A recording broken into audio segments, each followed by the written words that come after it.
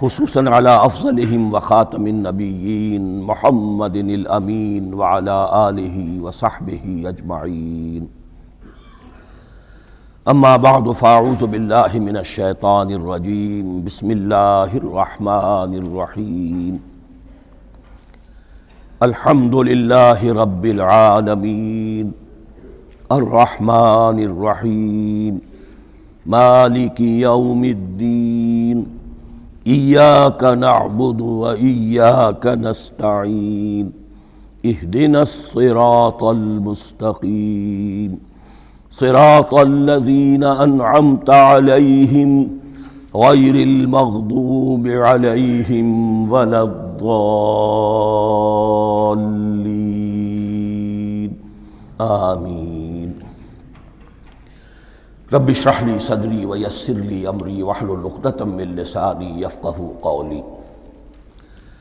اللہم ربنا الہمنا رشدنا واعذنا من شرور انفسنا. اللہم ارنا الحق حقا وارزقنا اتباعہ وارنا الباطل باطلا وارزقنا اجتنابہ. اللہم ربنا یسر لنا امورنا کلہا واتمم لنا بالخیر وتقبل منا فإنک خیر المتقبلین. آمین یا رب العالمین. ابھی میں نے سورہ فاتحہ کی تلاوت کی اور آپ نے سماعت فرمائی. یہ سورہ مبارکہ مصحف کے اعتبار سے تو پہلی صورت ہے ہی، سب کو معلوم ہے، لیکن یہ بھی نوٹ کر لیجئے کہ یہ نزول کے اعتبار سے بھی سب سے پہلی مکمل صورت جو حضور پر نازل ہوئی وہ یہی ہے. اس سے قبل متفرق آیات نازل ہوئیں. 5 آیتیں سورہ علق کے آغاز میں، کچھ آیتیں سورہ قلم یا سورہ نون کے آغاز میں، کچھ آیتیں سورہ مزمل کی ابتدا کی، کچھ آیتیں سورہ مدثر کے آغاز کی. 5ویں وحی تقریباً اس پر اجماع ہے کہ یہ سورۃ الفاتحہ کی ہے اور یہ مکمل صورت ہے جو حضور پر نازل ہوئی. سورۃ الفاتحہ کے معنی ہوئے افتتاحی صورت. فتح یفتح کے معنی ہے کھولنا. مفتاح کنجی کو کہتے ہیں، چابی کو. تو یہ اوپننگ سورہ آف دی قرآن، قرآن حکیم کی افتتاحی صورت. ویسے جیسا کہ میں تعارف قرآن کے ضمن میں عرض کر چکا ہوں، عربوں کا یہ مزاج تھا کہ جس چیز سے انہیں خصوصی محبت ہوتی تھی اس کے بہت سے نام رکھتے تھے. اس کے بھی بہت سے نام ہیں. سورۃ الفاتحہ سب سے عام ہے، لیکن الکافیہ، الشافیہ، ام القرآن، اساس القرآن، کم سے کم یہ 4 نام تو میں سمجھتا ہوں کہ ہر مسلمان کو مزید معلوم ہونے چاہیے، اور بھی بہت سے نام. اس سورہ مبارکہ کی بالاتفاق و بالاجماع 7 آیتیں ہیں، اگرچہ ان کی ترتیب میں کچھ اختلاف ہے. ایک رائے یہ ہے، اور یہ رائے امام شافعی کی بھی ہے اور بصرہ کے جو قراء تھے ان کی بھی ہے، کہ آیت بسم اللہ بھی سورہ فاتحہ میں شامل ہے، اس کا جز ہے. وہ اس کو شامل کر کے پھر 7 آیتیں بناتے ہیں. تو آخری جنہیں ہم 2 آیتیں سمجھتے ہیں، صراط الذین انعمت علیہم غیر المغضوب علیہم ولا الضالین، وہ ان کے نزدیک ایک آیت ہے. تو گویا کہ نتیجہ یہ نکلا کہ آیتوں کی تعداد 7 ہی رہتی ہے. امام ابو حنیفہ رحمۃ اللہ علیہ کا موقف اور کوفے کے جو قراء تھے ان کا بھی موقف یہ ہے کہ آیت بسم اللہ نہ سورہ فاتحہ کا جز ہے نہ کسی اور سورت کا جز ہے، سوائے ایک مقام پر جہاں حضرت سلیمان علیہ السلام کا خط جو ہے نقل ہوا ہے، جنہوں نے ملکہ سبا کو لکھا تھا، انہ من سلیمان و انہ بسم اللہ الرحمن الرحیم. تو قرآن کے متن میں صرف اسی جگہ پر یہ آیت شامل سمجھتے ہیں، باقی یہ صرف علامت کے طور پر کہ یہاں سے ایک نئی صورت شروع ہو رہی ہے درج کی گئی ہے. اس سورہ مبارکہ کو الصلاح قرار دیا گیا ایک حدیث میں. اس کا جو اسلوب ہے وہ دعا کا ہے، اور دعا کے ساتھ اس کی جو مناسبت ہے، اور پھر اسی کی وجہ سے ہماری نماز کا یہ جزو لا ینفک بنا دیا گیا. بلکہ ایک حدیث جو میں آپ کو سناؤں گا اس میں اسی کو نماز قرار دیا گیا. الصلاح یہی ہے. ویسے وہ حدیث مبارک موجود ہے، من لم یقرأ بفاتحۃ الکتاب لا صلاۃ لمن لم یقرأ بفاتحۃ الکتاب، جو شخص سورہ فاتحہ کی تلاوت نہیں کرتا اس کی کوئی نماز نہیں۔ اس کے حوالے سے بھی ہمارے ہاں دو مسلک ہیں، ذکر صرف اس لیے کر رہا ہوں کہ آپ کے علم میں ہو، ان میں کوئی بنیادی فرق نہیں ہے۔ کسی بھی ایک رائے کا انسان قائل اور حامل ہو سکتا ہے بغیر اس کے کہ دوسرے کو بالکل غلط قرار دے، بلکہ یہ کہ اس کے لیے بھی گنجائش اپنے ذہن میں اور اپنے دل میں رکھے۔ اور دوسری آیت یہ ہے کہ اس کا حصہ نہیں ہے۔ اسی اعتبار سے یہ کہ یہ سورہ مبارکہ نماز میں پڑھی جانی ضروری ہے، لا صلاۃ لمن لم یقرأ بفاتحۃ الکتاب۔ البتہ یہ اختلاف ہے، یہ بات جو میں ذکر کر رہا تھا جو ذہن سے نکل گئی، کہ آیا مقتدی جو ہے امام کے پیچھے کھڑا ہو کر جب نماز پڑھ رہا ہو تو کیا اس صورت میں بھی اس کے لیے لازم ہے کہ سورہ فاتحہ پڑھیں؟ اس میں دو رائے ہو گئی، بلکہ تین۔ ایک رائے انتہائی ہے اور وہ فقہ حنفی کی طرف منسوب ہے کہ اگر آپ امام کے پیچھے مقتدی کی حیثیت سے نماز پڑھ رہے ہیں تو کسی بھی رکعت میں آپ سورہ فاتحہ نہیں پڑھیں گے۔ ایک دوسری بالکل برعکس رائے ہے، وہ امام شافعی رحمۃ اللہ علیہ کی ہے کہ ہر حالت میں چاہے امام جہری رکعت پڑھا رہا ہو جس میں وہ بلند آواز سے سورہ فاتحہ پڑھ رہا ہو، اور چاہے وہ سری رکعت ہو، ہر حالت میں مقتدی کو بھی پڑھنی ہے۔ ایک تیسری رائے بین بین ہے، وہ امام مالک کی ہے رحمۃ اللہ علیہ، کہ جو سری رکعت ہے جس میں کہ امام بھی خاموشی سے پڑھ رہا ہے، مقتدیوں کو بھی پڑھنی چاہیے۔ جو جہری رکعت ہے جس میں کہ امام بلند آواز سے پڑھ رہا ہے، اس میں مقتدیوں کو خاموش رہ کر پوری توجہ جو ہے سننے پر صرف کر دینی چاہیے۔ اذا قرئ القرآن فاستمعوا له وانصتوا، جب قرآن پڑھا جا رہا ہو تو پوری توجہ اس کے پڑھنے پر مرکوز کر دو اور خود خاموش رہو۔ میرے اپنی رائے میں یہ تیسری رائے سب سے زیادہ صائب ہے اور اس میں کسی طرح کی بھی کوئی پیچیدگی پیدا نہیں ہوتی۔ بہرحال اس سورہ مبارکہ کا جو اسلوب ہے میں نے عرض کیا دعائیہ ہے، البتہ قرآن مجید کے علم اور حکمت کے اعتبار سے، اس کے فلسفے کے اعتبار سے ایک بات سمجھ لینی چاہیے۔ قرآن کا فلسفہ یہ ہے کہ بنیادی ہدایت ہر انسان کے دل میں موجود ہے، بالقوہ، پوٹینشلی۔ یہ جو قرآن مجید یا اللہ کی کتابیں نازل ہوتی ہیں یہ انہیں ایکٹیویٹ کرتی ہیں، وہ اندر کی جو ڈورمنٹ کانشسنس ہے، خوابیدہ شعور جو ہے اسے بیدار کر کے، اور پھر یہ کہ اسے اجاگر کرتی ہیں۔ ہر سلیم الفطرت انسان اور سلیم العقل انسان، دو سلامتی شرط ہیں۔ سلیم الفطرت، نیچر پرورٹڈ نہ ہو، فطرت مسخ نہ ہو گئی ہو، عقل سلیم ہو۔ ان دونوں چیزوں کا نتیجہ یہ نکلتا ہے کہ وہ انسان از خود، بغیر کسی وحی کی رہنمائی کے، بغیر کسی نبی کی تعلیم کے سے استفادہ کیے ہوئے از خود بھی کچھ حقائق تک پہنچ جاتا ہے۔ اور وہ حقائق کیا ہیں؟ نمبر ایک یہ کہ اس کائنات کا ایک خالق ہے اور وہ ایک ہے، اور وہ تمام صفات کمال سے متصف ہے۔ نمبر دو یہ کہ انسان کی زندگی صرف یہ زندگی نہیں ہے، بلکہ ایک اور زندگی ہے کہ جس میں اس زندگی کے اعمال کے نتائج برآمد ہوں گے۔ یہ دو باتیں، اس کی زیادہ وضاحت کے ساتھ جو ہے اس کا تذکرہ آئے گا سورہ لقمان میں، جہاں حضرت لقمان کی شخصیت کا تذکرہ ہے۔ لیکن یہاں صرف یہ بات سمجھ لیجئے کہ قرآن کا فلسفہ یہ ہے کہ ہر انسان میں، ہر فرد نوع بشر میں جو اپنی ولادت کے وقت مسلم ہوتا ہے، حضور کی حدیث ہے کل مولود یولد علی الفطرہ ابواہ یحودانہ او ینصرانہ او یمجسانہ، ہر بچہ نوع انسانی کا فطرت اسلام پر پیدا ہوتا ہے، وہ فطرت کے اندر وہ ہدایت ودیت ہے۔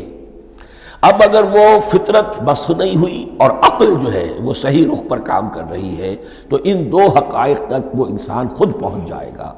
لیکن ان دونوں حقائق تک پہنچنے کے بعد اب وہ دست بستہ دعا کرے گا کہ اے رب اب مزید ہدایت تو مجھے عطا فرما۔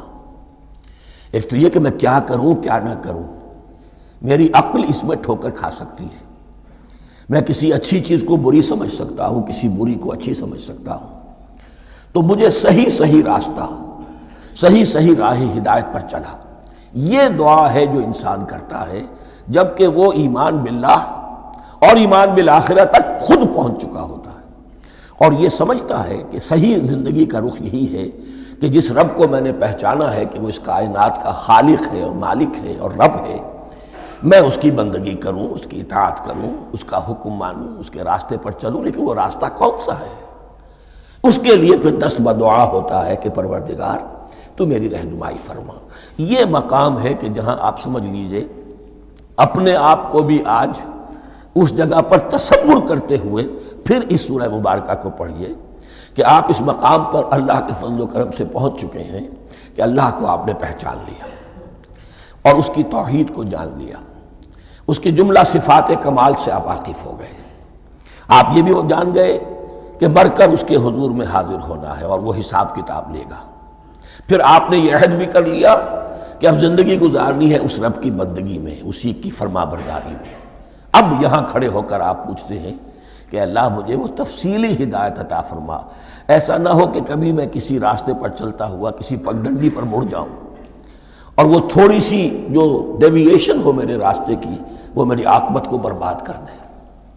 یک لحظہ غافل گشتم و صد سال راہم دور شد، اس لیے کہ ہوتا یہی ہے سیدھے راستے سے ذرا سی کوئی پگڈنڈی جو ہے تھوڑے سے اینگل پر نکلی ہے، لیکن جب چلتے جائیں گے آپ تو جتنے آگے بڑھیں گے اس پر، اس راہ صراط مستقیم سے آپ اتنے ہی زیادہ دور ہوتے چلے جائیں گے۔ یہ ہے قرآن مجید کی حکمت اور فلسفے کے اعتبار سے اس سورہ مبارکہ کا مقام۔ اب آئیے ہم بسم اللہ کرتے ہیں۔ بسم اللہ الرحمن الرحیم، شروع کرتا ہوں میں اللہ کے نام سے جو رحمان اور رحیم ہے۔ اس پر کچھ گفتگو ہو چکی ہے تعارف قرآن کے ضمن میں کہ رحمان اور رحیم دو نام ہیں کہ جو رحمت کے مادے سے نکلتے ہیں۔ رحمان میں اللہ تعالیٰ کی رحمت کا جوش، ہیجانی کیفیت، طوفانی کیفیت، اور رحیم میں اللہ تعالیٰ کی رحمت کا دوام اور تسلسل۔ یہ دونوں کیفیات اللہ کی رحمت میں بیک وقت موجود ہیں، جس کا ہم تصور نہیں کر سکتے۔ ہم سمندر کو دیکھتے ہیں، متلاطم سمندر ہے، اس میں ہیجان ہے، طوفان ہے۔ دریا کو دیکھتے ہیں کہ وہ سکون کے ساتھ چل رہا ہے، خاموشی سے چل رہا ہے، بہہ رہا ہے، بس تسلسل کے ساتھ بہہ رہا ہے۔ ہم ان دونوں کیفیات کو علیحدہ علیحدہ دیکھتے ہیں تو ہمارا ذہن ان دونوں کو بیک وقت اس کا تصور نہیں کر سکتا، تخیل ممکن نہیں۔ لیکن اللہ کی رحمت کی یہ دونوں شانیں مستقلاً ہر وقت موجود ہیں بیک وقت، اسی لیے ان دونوں کے درمیان کہیں حرف عطف نہیں آئے گا۔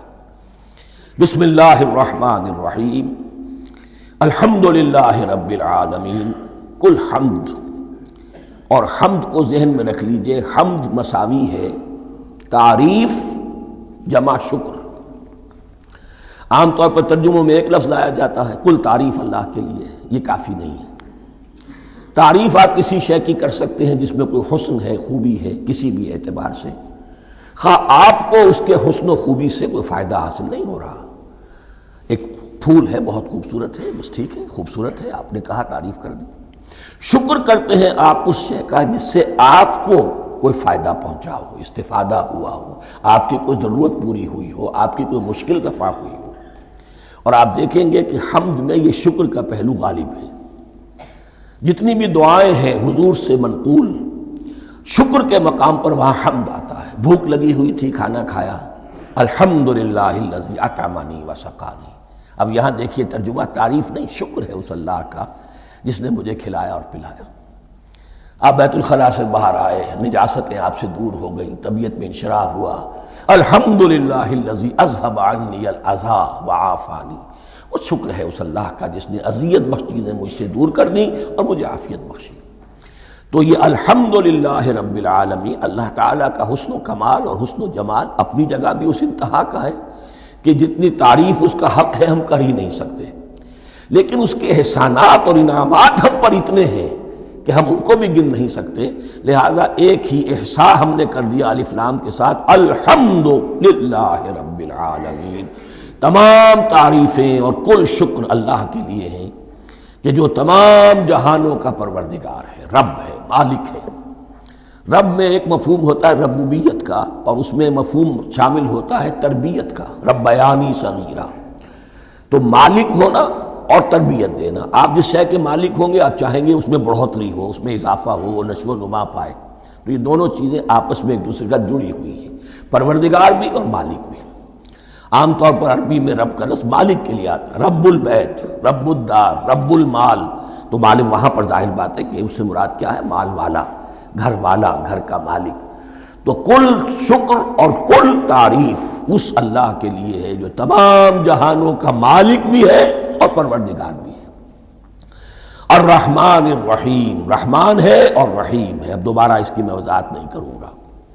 مالک یوم الدین، یوم دین کا مختار مطلق ہے. دین عربی زبان میں کہتے ہیں بدلے کو. دناہم کما دانو کما تدینو تو دانو، یہ کہاوت ہے. جیسے اردو میں ہم کہتے ہیں جیسا کرو گے ویسا بھرو گے. کما تدینو تو دانو، تو یہ ہے بدلہ. اس کا بنیادی مفہوم جو ہے وہ بدلہ ہے. تو بدلے کا ایک دن ہے جس دن فیصلہ ہوگا کہ کون کیا کما کر لایا ہے اور اسے کیا بدلہ ملنا چاہیے. آیا اس کا برائیوں کا پلڑا بھاری ہے کہ اسے سزا ملنی چاہیے، یا اس کی حسنات اور نیکیوں کا پلڑا بھاری ہے کہ اسے جزا ملنی چاہیے، اس کا انعام اور اکرام کے ساتھ معاملہ کیا جانا چاہیے. وہ ایک دن ہے، اسے ہم یوم القیامہ کہتے ہیں.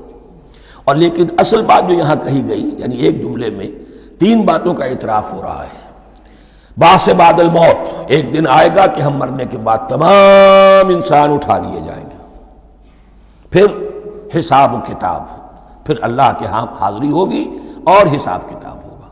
اور تیسرے یہ کہ اس حساب کتاب کے دن کا مختار مطلق اللہ ہے. یعنی کسی اور کو اپنے ذہن میں سہارا بنا کر آپ زندگی گزاریں کہ وہ مجھے چھڑا لے گا، یا وہ ہستی جو ہے اتنی زوردار ہے کہ وہ مجھے بچا لے گی. اس سے اپنے دل کو، اپنے ذہن کو بالکل پاک کر لیجئے. مالک یوم الدین ایک دوسری جگہ پر قرآن میں آیا ہے. اس روز کوئی پکارنے والا پکارے گا لمن الملک اليوم للہ الواحد القہار، آج کے دن کس کا اختیار مطلق ہے؟ اور پھر کہا جائے گا اللہ کے لیے الواحد قہار، جو پوری طرح چھایا ہوا ہے، بس تولی ہے. تو مالک یوم الدین جو جزا و سزا کے دن کا مالک ہے. اب یہاں سے کلام ایک رخ بدل رہا ہے. ابھی تک تو یہ غائبانہ انداز میں کلام ہو رہا ہے، اللہ سے خطاب نہیں آیا اس میں ابھی. الحمدللہ رب العالمین الرحمن الرحیم مالک یوم الدین. اب خطاب ہے ایاک نعبد و ایاک نستعین، ہم صرف تیری ہی بندگی کرتے ہیں اور کریں گے، اور ہم صرف تجھ ہی سے مدد مانگتے ہیں اور مانگیں گے. یہ ترجمہ میں کیوں کر رہا ہوں کہ یہ فعل مضارع ہے. عربی زبان میں فعل مضارع حال اور مستقبل دونوں کو کور کرتا ہے. ایاک کا جو ہے مفعول فاعلی جو ہے، مفعول جو ہے اس میں ضمیر مفعولی اسے پہلے لا کر حشر کا مضمون پیدا ہو گیا. ہم تیری بندگی کرتے ہیں نہیں، ہم تیری ہی بندگی کرتے ہیں اور کریں گے. حال میں ترجمہ کیجئے تو یہ اظہار حال ہے، اور مستقبل میں ترجمہ کیجئے تو یہ ایک عہد ہے، قول و قرار ہے، بہت بڑا معاہدہ ہے. وَإِيَّاكَ نَسْتَعِينُ، اور صرف تجھ ہی سے مدد مانگتے ہیں اور مانگیں گے. اس میں بھی حال کا ترجمہ اظہار حال. اللہ کرے کہ واقعی ہمارا حال وہی ہو.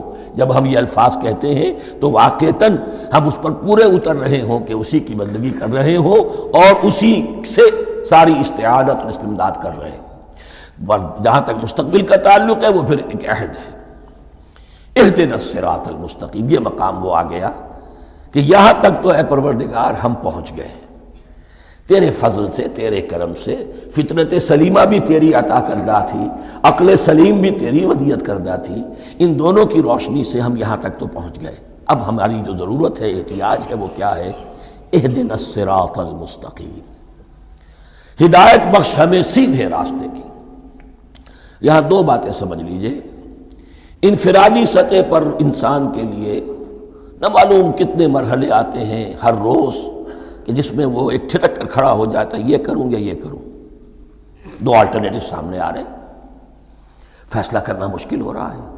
قدم قدم پر ہدایت کی ضرورت ہے. اور اجتماعی طور پر نوع انسانی 3 بڑے بڑے تمدنی مسائل میں واقعہ یہ ہے کہ تسلیم کر لیا جانا چاہیے کہ عقل انسانی اس کو راستہ نہیں دکھا سکتی. عام معاشرتی سطح پر مرد اور عورت کے درمیان حقوق اور اختیارات کا کیا توازن ہو، ناممکن ہے، انسان طے نہیں کر سکتا۔ انسان یا مرد ہے یا عورت ہے۔ عورت سوچے گی اپنے لحاظ، اپنے جذبات کا، اپنے خیالات کا لحاظ رکھے گی، مرد کے جذبات و احساسات کا اس کا کوئی تصور ہی ممکن نہیں۔ مرد سوچے گا اسے اپنے احساسات معلوم ہے، لیکن یہ کہ عورت کے احساسات سے وہ نابلد ہے، ان کو محسوس کر ہی نہیں سکتا۔ لا محالہ وہ اپنے بارے میں وہ جو بھی نظام بنائے گا اس میں وہ اپنی بالادستی رکھے گا۔ وہ تو ایک ہی ہستی ہو سکتی ہے کہ جو دونوں کی خالق ہے، مرد کی بھی عورت کی بھی، اور اس کو دونوں سے محبت ہے، دونوں کا خیر خواہ ہے، دونوں کا رب ہے، دونوں کو پروان چڑھانا چاہتا ہے۔ اسی طرح فرد اور معاشرہ یا ریاست، حکومت اور ریاست ہمیشہ یہ چاہتی ہے کہ سارے اختیارات ہمارے ہاتھ میں آ جائیں، ٹوٹلیٹیرین سوسائٹی ہو، بس ہم حکم دیں اور لوگ اس پر چلیں۔ افراد یہ چاہتے نہیں، ہمیں آزادی ہونی چاہیے۔ اب آپ دیکھیے کہ دنیا میں کتنے جھگڑے چلتے ہیں اسی پر، فریڈم فریڈم فریڈم۔ وہ فریڈم واقعتاً اپنی جگہ پر ایک شے ہے، افراد کی آزادی ہونی چاہیے، لیکن افراد کی آزادی اتنی نہ ہو جائے کہ وہ مادر پدر آزاد ہو جائے، کوئی قانون، کوئی قاعدہ، کوئی اخلاقی، کوئی حدود اور قیود جو ہے ان کا پابند نہ رہے۔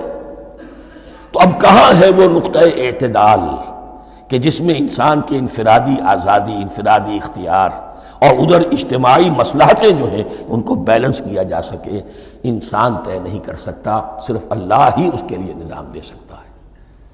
تیسرا مسئلہ ہے سرمایہ اور محنت، اس میں کیا توازن ہو؟ سرمایہ اور محنت دونوں مل کر کچھ بنا رہے ہیں، کچھ پروڈیوس کر رہے ہیں۔ اب اس میں نفع جو ہوا ہے اس میں سرمایہ کا کتنا حصہ ہونا چاہیے اور لیبر کا کتنا ہونا چاہیے، کون طے کر سکتا ہے؟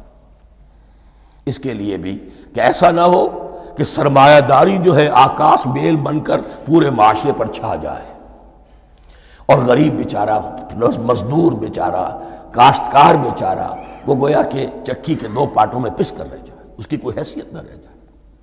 لیکن یہ کہ دوسری طرف اگر یہ کہ مزدور کا جو حق ہے اس سے زیادہ اس کو دے دیا جائے تو سرمایہ جو ہے وہ سکڑ جائے گا، شائی ہو جائے گا، وہ پھر میدان میں نہیں آئے گا۔ کیا کیا جائے؟ کون سا نقطہ عدل و اعتدال ہے؟ یہ تین مسائل ایسے ہیں، اہدنا الصراط المستقیم۔ تو یوں سمجھیے کہ ایک جو بنیادی ہدایت تھی، ایک اللہ کو پہچان لینا، یہ جان لینا کہ کل حسن و جمال اور تمام انعام و اکرام کا منبع اس کی ذات ہے، وہ رحمان ہے اور رحیم ہے، اور یہ جان لینا کہ مرنے کے بعد جی اٹھنا ہے، حساب کتاب ہے، فیصلہ ہوگا جزا و سزا کا، اور مختار مطلق اس دن کا اللہ ہے۔ پھر یہ عہد کر لینا ایاک نعبد و ایاک نستعین۔ اس کے بعد دعا، پروردگار ہمیں ہدایت پر قائم رکھ، ہماری ہدایت میں اضافہ فرما۔ اس ہدایت کے لفظ کو سمجھ لیجئے، بنیادی ہدایت، تفصیلی ہدایت، قدم قدم پر ہدایت، ہدایت پر ہدایت۔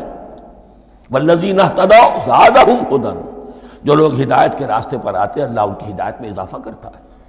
تو یہ قدم قدم پر ہمیں ہدایت کی ضرورت ہے اور مرحلہ وار ضرورت ہے۔ ہدایت اس کو بھی کہتے ہیں کہ کسی نے آپ سے کوئی پتہ پوچھا، آپ نے کہا ادھر جانا، پھر دوسری گلی میں مڑنا، پھر جانا دو تین لائٹیں چلے جانا، پھر مڑنا، وغیرہ وغیرہ، یہ بھی ہدایت ہے۔ نظری طور پر آپ نے بتایا ہے۔ ایک ہدایت یہ ہوئی کہ بھائی میں چلتا ہوں آپ کے ساتھ، میں آپ کو وہاں تک پہنچا دوں گا تاکہ آپ کو دقت نہ ہو، آپ نے منزل تک پہنچا دیا۔ ان دونوں کے درمیان، یہ تو میں نے ایک فرد کی مثال دی ہے، اللہ اور بندے کے درمیان نہ معلوم کتنے مراحل ہیں ہدایت کے۔ تو کسی وقت بھی انسان اپنے آپ کو ہدایت خداوندی سے مستغنا نہیں سمجھ سکتا، اور نہیں تو پروردگار جو ہدایت دی ہے اس پر ہدایت پر قائم رکھ۔ کیا پتہ شیطان کا کوئی حملہ، کیا پتہ ہمارے نفس کی کوئی شرارت کسی ایسے رخ پر ہمیں ڈال دے کہ اب تک کی ساری کمائی بھی ضائع ہو جائے۔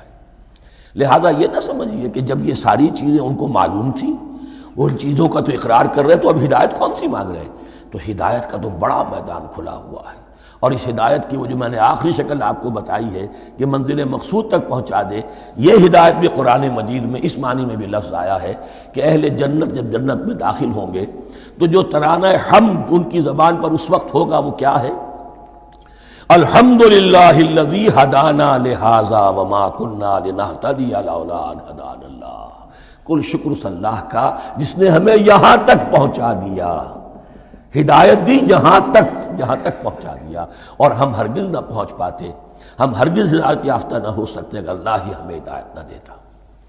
اہدنا الصراط المستقیم، سیدھا راستہ، صراط الذین انعمت علیہم، اب اس کی مزید وضاحت ہے، راستہ اس کا ان لوگوں کا جن پر تیرا انعام ہوا۔ یہ کون لوگ ہیں؟ اس کی وضاحت آپ کو ملے گی سورہ نساء میں، من یطع اللہ والرسول فاولئک مع الذین انعم اللہ علیہم من النبیین والصدیقین والشہداء والصالحین۔ 4 طبقات ہیں منعم علیہم، جن پر اللہ کا انعام ہوا ہے۔ چوٹی پر انبیاء کرام، اس کے بعد صدیقین کرام، اس کے بعد شہداء عظام، اس کے بعد عام صالح مسلمان، صالح ہو۔ یہ بیس لائن ہے، اس سے اوپر کا درجہ شہداء کا ہے، اس سے اوپر کا درجہ صدیقین کا ہے، اور پھر اس سے اوپر کا درجہ انبیاء کا ہے۔ انبیاء میں سے پھر وہ بھی ہوتے ہیں کہ جو اولو العزم میں من الرسل ہیں، لیکن یہ 4 طبقات ہیں، ان کے راستے پر ہمیں چلا۔ غیر المغضوب علیہم ولا الضالین، جو مغضوب علیہم نہیں ہوئے، جن پر تیرا غضب نہیں ہوا، اور غضب ہوتا ہے ان پر کہ جو ہدایت کے واضح ہونے کے بعد ہدایت کو ترک کر دیں، وہ ہے مغضوب علیہم۔ جنہیں ہدایت مل گئی ہو، ہدایت کو پہچان لیا ہو، پھر اپنی شرارت نفس کی وجہ سے، اپنی نفسانیت کی وجہ سے، اپنے تکبر کی وجہ سے، اپنے حسد کی وجہ سے وہ اس حق کو رد کر دیں، اس کو ترک کر دیں، ان پر اللہ کا غضب آتا ہے۔ اور اس میں اس کی بہت بڑی مثال تاریخ کے اعتبار سے یہودی ہیں۔ اللہ نے انہیں ہدایت دی، کتابیں عطا کی، تورات، انجیل، زبور، سینکڑوں نبی ان میں مبعوث کیے، 1400 برس تک نبوت کا تار ٹوٹا ہی نہیں، مسلسل۔ ابتدا میں بھی 2 نبی، موسیٰ اور ہارون، اور اختتام پر بھی 2 نبی، عیسیٰ اور یحییٰ علیہ السلام، اور ان کے مابین کوئی لمحہ نہیں آیا ہے تاریخ بنی اسرائیل میں جبکہ کوئی نہ کوئی نبی موجود نہ ہو۔ لیکن انہوں نے اپنی شرارت نفس کی وجہ سے ہدایت تورات سے بھی منہ موڑا، اور پھر سب سے بڑی بات یہ کہ ہدایت محمدی سے، ہدایت قرآنی سے بھی صلی اللہ علیہ وسلم منہ موڑا، وہ ہے مغضوب علیہم ولا الضالین، اور نہ ہی گمراہ ہوئے۔ یہ لفظ جو آتا ہے عربی زبان میں گمراہ کا بھی ہے اور تلاش حق میں بھٹکنے والے کا بھی ہے۔ ایک وہ شخص ہے جس پر حق ابھی واضح نہیں ہوا، وہ تلاش میں ہے، اس کے لیے بھی ضال کا لفظ آئے گا۔ اسی طرح کوئی شخص کسی کے عشق اور محبت میں ایسا ہو جائے، دیوانہ ہو جائے، اس کو بھی ضال کہتے ہیں، یعنی اس کے اوپر جذبات کا اتنا غلبہ ہو گیا ہے کسی کی محبت اور عشق کی بنا پر۔ تو حضور کے لیے یہ لفظ آیا ہے وَوَجَدَكَ ضَالًّا فَهَدَىٰ، اور یہ تو سورۃ الضحیٰ ہے، اکثر بیشتر لوگوں کو یاد ہوگی۔ تو یہ جو ضال کا لفظ ہے، اس میں سمجھ لیجئے ضروری نہیں ہے کہ وہ گمراہ ہو، بلکہ وہ بھی کہ جو ابھی راہ ہدایت کی طلب میں، اس کے حصول کے لیے اس کی تلاش میں کوشاں ہیں، اور وہ بھی کہ جو کسی مغالطے کی وجہ سے حق سے منحرف ہو جائے۔ یہ بھی جان لیجئے کہ ایک ہے بدنیتی، تکبر، حسد، حق کو جان کر پہچان کر رد کر دینا یا چھوڑ دینا یا ترک کر دینا۔ ایک ہے کسی غلطی میں، کسی جذبات کے اندر آ کر، کسی غلو کے اندر مبتلا ہو کر اور حق سے منحرف ہو جانا۔ اس کی جو سب سے بڑی مثال ہے وہ نصارہ ہے، عیسائی ہے۔ حضرت مسیح کو انہوں نے مانا لیکن غلو کیا۔ یہ لفظ آئے گا آگے، لا تغلو فی دینکم، اپنے دین میں غلو نہ کرو۔ جیسے ہمارے ہاں بھی بعض لوگ ہیں جو حضور صلی اللہ علیہ وسلم کی تعریف میں، حضور صلی اللہ علیہ وسلم کے ساتھ اپنی محبت کے اظہار میں غلو کر جاتے ہیں۔ یہ انتہا درجے کو ہو گیا تھا حضرت مسیح علیہ السلام کے ماننے والوں میں، اور اس کی بنا پر انہوں نے تثلیث کا عقیدہ ایجاد کر لیا اور حضرت مسیح علیہ السلام کو اللہ کا بیٹا بنا دیا۔ تو اس کی سب سے بڑی مثال ضالین کی اس اعتبار سے کہ ہدایت پانے کے بعد کسی بدنیتی سے نہیں بلکہ کسی اچھے جذبے میں غلو کی وجہ سے، رسول سے محبت کرنا تو اچھا جذبہ ہے لیکن یہ محبت بھی ایک حد میں رہنی چاہیے۔ غلو کرے گی تو ظاہر بات ہے کہ اس کے بعد وہ گمراہی کی طرف لے جائے گی۔ تو یہ ہے اس سورہ مبارکہ کا ترجمہ، اور اس کے بعد آخر میں آمین کہنا یہ مسنون بھی ہے، کہنا چاہیے۔ البتہ اختلاف یہاں بھی صرف اتنا ہے کہ نماز میں جب آپ امام کے ساتھ ہیں، وہ اگر جہری قرات کر رہا ہے تو آیا اس کے بعد آپ کو بھی بالجہر کہنا ہے آمین یا نہیں کہنا، یہ اختلاف ہے، ان میں کوئی فرق واقع نہیں ہوتا۔ یہ چیز متفق علیہ کہ کہنا ہے آمین، بلکہ یہ آمین تو یہودیوں میں ہے، یہ آمین جو ہے یہ عیسائیوں میں بھی ہے، ان کی بھی جو پریئر لارڈس پریئر ہے اس کے بعد آمین، وہ آمین کہتے ہیں، وہ فرق وہ لفظ ایک ہی ہے، اس لیے کہ عبرانی زبان اور عربی زبان یا تو ہم یہ کہہ سکتے ہیں کہ دونوں بہنیں ہیں، کوئی ایک مشترک زبان تھی ان کی ماں جس کی یہ دو بیٹیاں ہیں، اور یا یہ کہنا پڑے گا کہ عربی زبان کی ماں جو ہے وہ عبرانی زبان ہے۔ بہرحال بڑا قریبی رشتہ عربی کا اور عبرانی کا ہے، اس اعتبار سے وہ آمین۔ اب آپ کو معلوم ہے ہم السلام علیکم وہ کہتے ہیں، وہ سلام کہتے ہیں، فرق کیا ہے؟ وہ تو تلفظ کا فرق ہے۔ اسی طریقے سے اور بہت سے الفاظ ہیں، میں بعد میں بتا۔ اب میں اس سورہ مبارکہ کے بارے میں خاص حدیث آپ کو سنانا چاہتا ہوں، اور اسی سے در حقیقت جو امام ابو حنیفہ کا موقف ہے رحمۃ اللہ علیہ، اس کی حقانیت مزید مبرہن ہو جائے گی۔ یعنی کیا کہ آیت بسم اللہ سورہ فاتحہ کا جز نہیں ہے، سورہ فاتحہ الحمدللہ رب العالمین سے شروع ہوتی ہے۔ وہ میں آپ کو بتانا بھول گیا کہ جن کے نزدیک یہ سورت کا جز ہے وہ پھر جہری قرات میں بسم اللہ الرحمن بھی بلند آواز سے کہیں گے، اور جن کے نزدیک یہ سورہ فاتحہ کا جز نہیں ہے وہ نہیں کہیں گے، وہ الحمدللہ رب العالمین سے قرات کریں گے۔ تو کوئی فرق نہیں ہے بنیادی۔ یہ حدیث جو ہے یہ مسلم شریف میں ہے اور حدیث قدسی ہے، اس کے راوی حضرت ابو ہریرہ ہیں رضی اللہ تعالی عنہ، اور اس حدیث نے اس سورت کے مضامین کا نہایت عمدہ تجزیہ کر دیا ہے۔ حدیث کے الفاظ سن لیجئے، قسمت الصلاۃ بینی و بین عبدی نصفین۔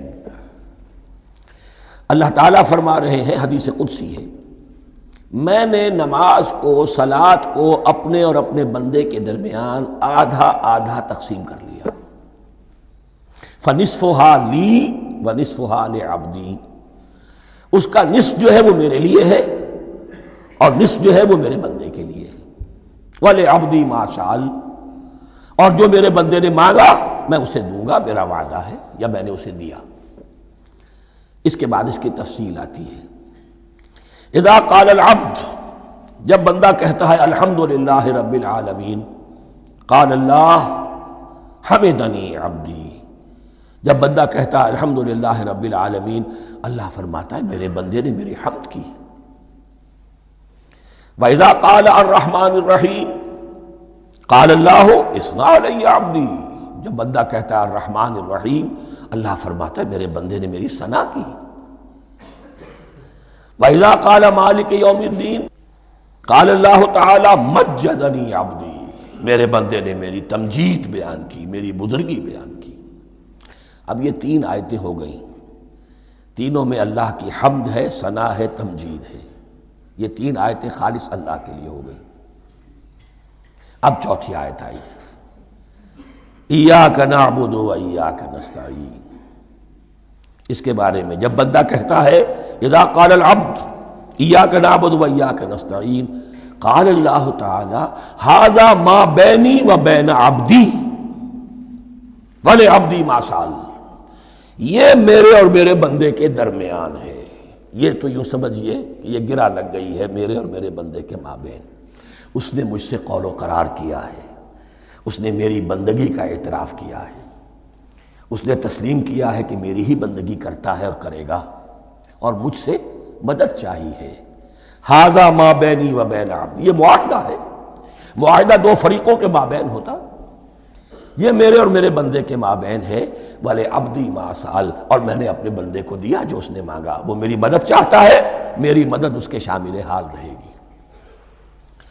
فَإِذَا قَالَ، اور جب بندہ کہتا ہے اهْدِنَا الصِّرَاطَ الْمُسْتَقِيمَ صِرَاطَ الَّذِينَ أَنْعَمْتَ عَلَيْهِمْ غَيْرِ الْمَغْضُوبِ عَلَيْهِمْ وَلَا الضَّالِّينَ، قَالَ اللَّهُ تَعَالَى هَذَا لِعَبْدِي وَلِعَبْدِي مَا سَأَلَ، یہ تین آیتیں یہ میرے بندے کے لیے، اهْدِنَا الصِّرَاطَ الْمُسْتَقِيمَ، اسی صراط مستقیم کی وضاحت ہے مثبت، صراط الذین انعمت علیہم، اسی صراط المستقیم کی وضاحت ہے منفی انداز میں غیر المغضوب علیہم ولا الضالین۔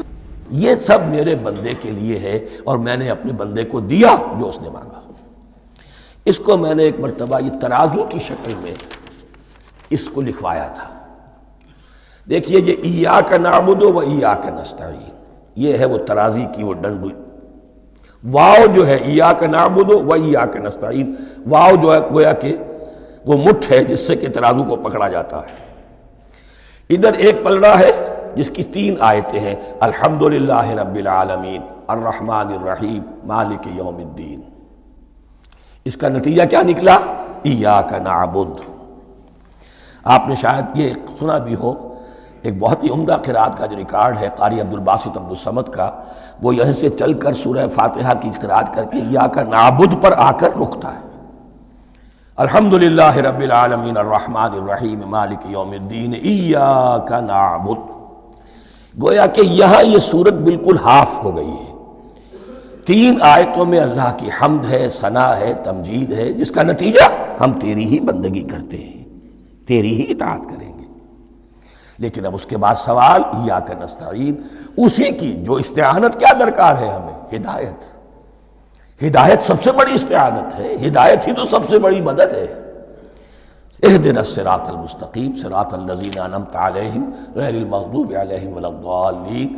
یہ ایاک نستعین کے حکم کے ساتھ یہ 3 آیتیں آ گئیں، اہدنا الصراط المستقیم صراط الذین انعمت علیہم غیر المغضوب علیہم ولا الضالین۔ قسمت الصلاة بینی و بین عبدی نصفین فنصفها لی ونصفها لعبدی ولعبدی ما سأل۔ اللہ تعالیٰ اس سورہ فاتحہ کا جو اصل مفہوم ہے وہ بھی ہمارے ذہنوں پر، ہمارے شعور کی سطح پر اسے اجاگر کیے رکھے، ہمیں توفیق دے کہ جب بھی پڑھیں، جب بھی سنیں تو وہ کیفیت اگر ہو جائے۔ اس لیے کہ ایک حدیث ہے کہ الصلاۃ معراج المومنین، نماز تو اہل ایمان کے حق میں معراج کے درجے میں ہے۔ اس حوالے سے ہم یہ سمجھ سکتے ہیں کہ کوئی وقت ایسا آ سکتا ہے کہ انسان کو واقعتاً، روح انسانی واقعتاً اللہ کے یہ جواب سنے۔ انہونی بات نہیں ہے یہ، ہوتا ہے خطاب آخر، اٹھتا ہے حجاب آخر، کرتے ہیں خطاب آخر، یہ تو ہوتا ہے۔ مخاطبہ الہی، یہ تو میں نے عرض کیا کہ ثابت ہے، مخاطبہ، محادثہ اور تحدیث، اللہ بندوں سے کلام کرتا ہے۔